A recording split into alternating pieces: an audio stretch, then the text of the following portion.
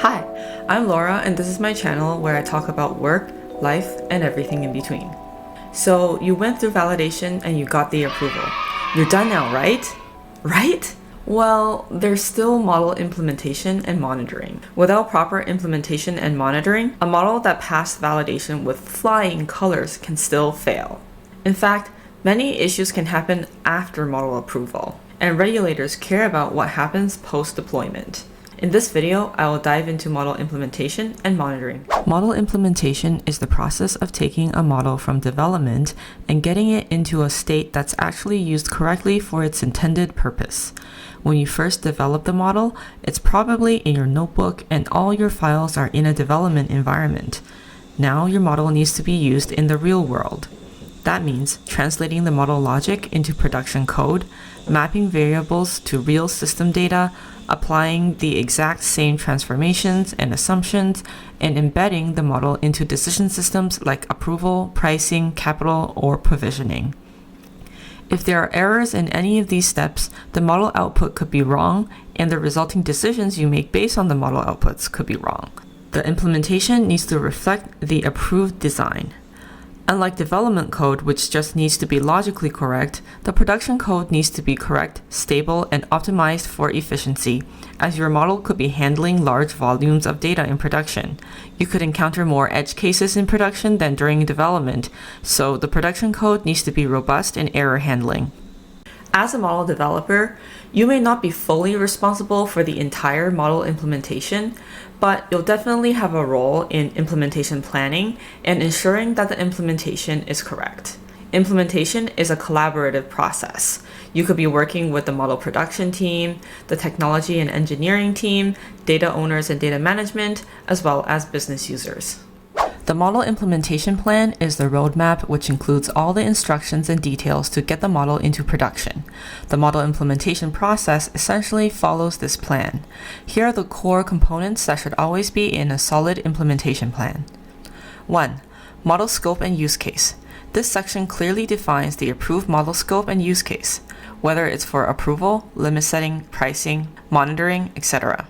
Which portfolios or products it applies to, and what decisions it can and cannot make. This sounds obvious, but it prevents scope creep, models being reused for purposes they were never designed nor approved for, and awkward conversations with validators later. If it's not written down, it will be prone to misuse. 2. Data sources and data flow.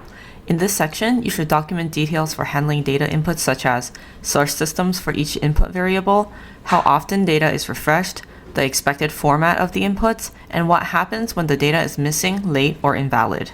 And for the outputs, where the outputs will go and what downstream systems will use the outputs. For example, decision engines, dashboards, reports, or databases. The format of the outputs, whether they'll be scores, flags, probabilities, or risk grades. And who consumes the outputs? Are they business teams, operations, or automated systems? This section is critical because a lot of implementation failures are actually data failures where unexpected things happen with the data inputs.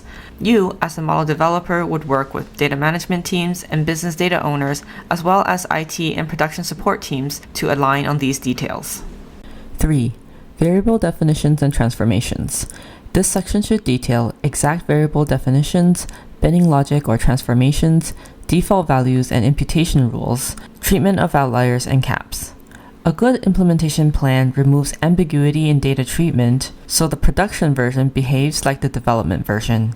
4. Model logic and scoring mechanics. Here you document the model formula or algorithm, score calculation steps, scaling or calibration logic, cutoffs, thresholds, and decision rules. Anyone reading this section should be able to independently reproduce the model output, even years later. You would work with IT and production support who will be translating your model to production-grade code, so you need to make the logic clear for them. 5. Model execution and operational details. This section gets into the practicalities of the actual model run and includes information such as run frequency, real-time, daily, weekly, or monthly, trigger type, is it a schedule batch or event-driven, timing, for example, overnight at 2 a.m., dependencies, any upstream jobs, and system readiness, rerun logic, when or how reruns are allowed, And ownership. Who is responsible for the run? This way, it's clear who will be doing exactly what at which time. You would coordinate with model owners and IT and production support to ensure alignment on the details. 6. Controls, overrides, and fallback logic. Real systems are messy. The plan should account for that and include information on when manual overrides are allowed, who can override and how it's logged, fallback behavior when the model fails, what happens during system outages or data gaps, and what checks need to be in place to ensure the outputs are as expected on an ongoing basis. You would coordinate with model owners to align on overrides and work with IT and risk controls teams on which checks to build in and whether they align with the control standard. 7. Testing and implementation validation. This section details how you would test that the implementation is accurate and acceptable before going live. This could include development versus production output comparisons, unit testing and integration testing, parallel runs against the old model if one exists, benchmark comparisons, user acceptance testing, acceptance criteria for go live. To carry out these tests and align with acceptance criteria, you'll need to work with IT and production support, QA and testing, the model owners, and business users. 8. Go live and change management. This outlines how the model is moved into production, who approves the release, and how changes are controlled afterwards. Typically, the model owner would provide the final business sign-off, and the IT team would deploy the model in production. Now that you know what an implementation plan is and how the implementation process should look, let's talk about some common implementation risks and how to control for them. 1. Data mismatch between development and production. This is one of the most common issues during model implementation. In development, your data is usually clean, well-defined, and nicely prepared for modeling. In production, the data comes straight from the real systems, and that's where things can get messy. You start seeing delays, gaps, and system-specific quirks that never showed up during development. Some common examples include the same looking variable having different definitions across systems, income or exposure fields populated differently for certain products, values being scaled in production when unscaled data was used in development, different conventions for missing values. To fix this, you first need to clearly understand how each production data field is defined at the source and check whether it actually matches the definition you used during development. If it doesn't, you may need to identify alternative fields or apply transformations to make the data consistent. All variable mappings and transformations should be clearly documented. To catch these issues, it's good practice to run data reconciliation checks comparing development data with production data. Setting up ongoing data quality monitoring also helps flag new problems over time. In production, adding basic error handling and warning messages can go a long way in surfacing unexpected or invalid values before they cause bigger issues. 2. Incorrect variable transformations or binning. These are often small implementation mistakes, but they can meaningfully impact model outputs. And the tricky part is that they're not always obvious right away. Common issues include bins implemented in the wrong order, thresholds that don't exactly match development, often due to rounding or precision differences, boundary values being assigned to the wrong bin, for example, using less instead of less than equal to. To address these issues, it's important to design targeted tests that focus on edge cases. This means explicitly testing values at, just below, and just above each bin threshold and verifying that the production code assigns them to the same bins as in development. Unit tests should be built around the transformation logic itself, not just the final model output, so that each variable's binning or transformation can be validated in isolation. In addition, the implemented mappings and thresholds should be reviewed line by line against the approved specifications or development code. If thresholds differ slightly in production due to rounding or system constraints, you should assess whether this creates a material impact. A practical way to do this is to monitor how many observations fall near the bin boundaries and evaluate whether small shifts in bin assignment meaningfully change model outputs or downstream decisions. Clear documentation of bin definitions, threshold values, and boundary rules, along with automated testing, goes a long way in preventing these issues from slipping into production unnoticed. 3. Timing and execution risk. This happens when model steps need to be run in a very specific sequence, but something breaks in that chain. These issues often don't show up in development because everything is prepared in the development environment. They tend to appear only once the model is live in production. Common examples include bureau or external data not being refreshed before scoring, overnight batch jobs running before upstream data pipelines complete, real-time models timing out under peak load. To address timing and execution risk, the first step is to clearly map out all the upstream and downstream dependencies in your implementation plan. You want to be explicit about what data needs to be available, when it needs to be available, and what happens if it isn't. Production jobs should include pre-run checks to confirm that required data has been refreshed and passed basic quality thresholds before scoring begins.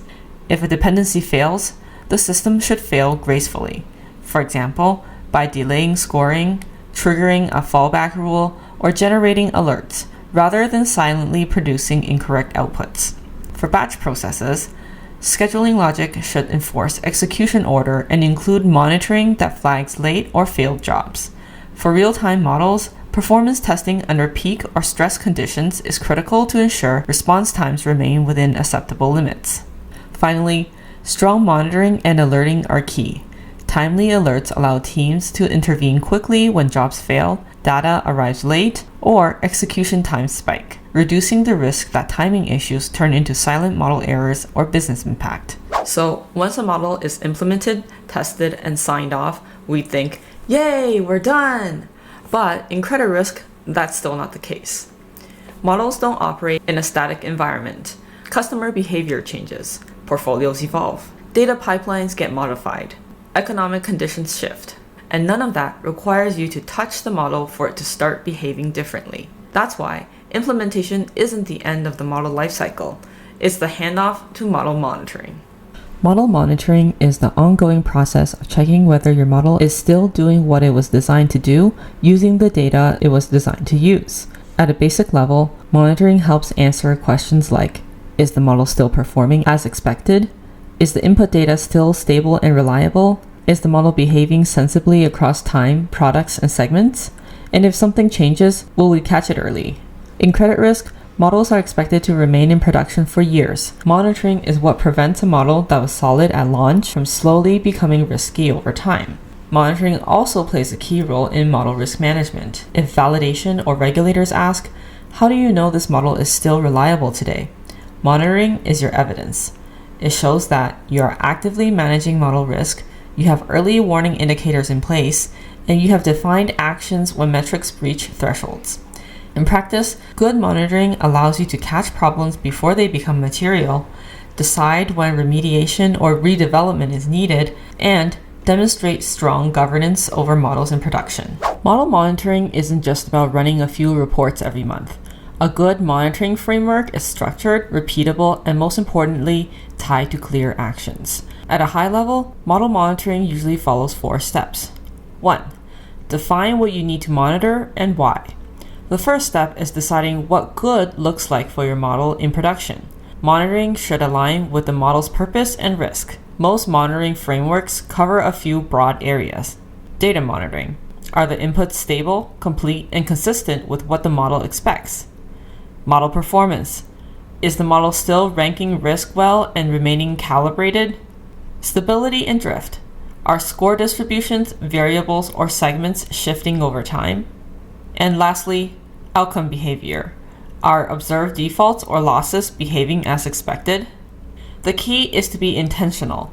Every metric you monitor should answer a specific question about model risk. 2. Set frequencies, thresholds, and triggers.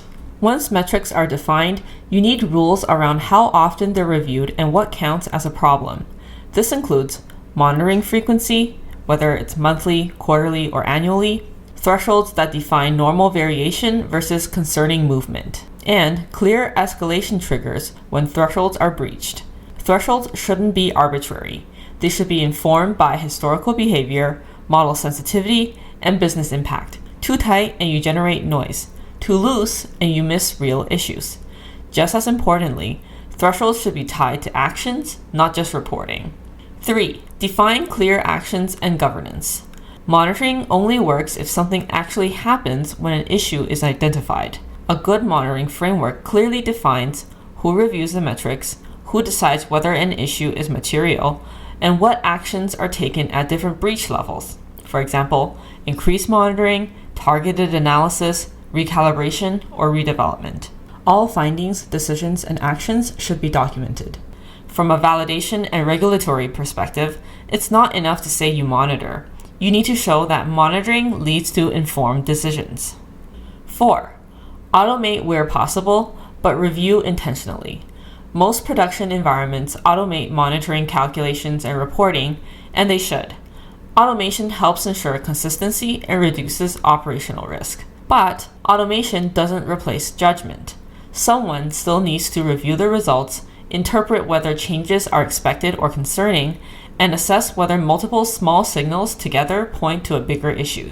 This is where model owners, risk teams, and sometimes validation come back into the picture. Now that we covered how to do model monitoring in general, let's take a look at some common model monitoring metrics for credit risk models. Before we dive into each model type, most credit risk models are monitored along a few shared dimensions. 1. Data stability. Are inputs changing in unexpected ways? 2. Score and output stability. Is the distribution drifting? 3. Performance. Is the model still predicting and ranking risk correctly? And 4. Segment level behavior. Are certain products or populations breaking first? Now let's get more specific. First, let's talk about rating models. Rating models often focus more on rank ordering and stability rather than precise probability estimates. They are often embedded in policies. Unexpected grade shifts or unstable migrations increase decision risk even if performance hasn't collapsed yet. Some key monitoring metrics are rating distribution over time, which checks whether the proportion of accounts in each grade is shifting materially. Discriminatory power like AUC.